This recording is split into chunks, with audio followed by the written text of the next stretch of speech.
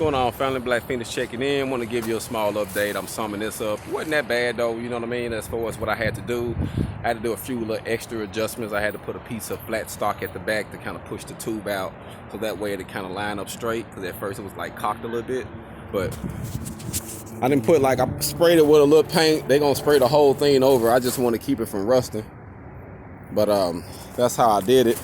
And like I say, it just pop up like this, fall back in there. Simple. See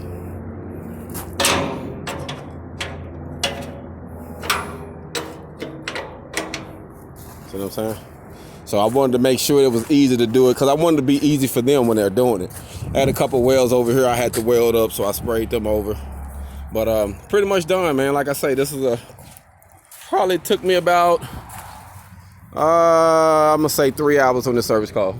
About 3 hours wrapping this up.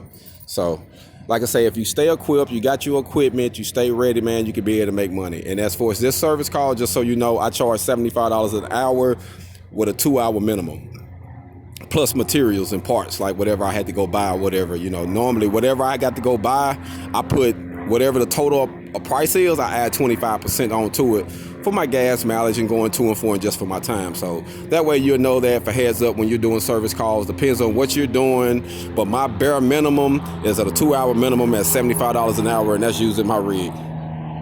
Hold on.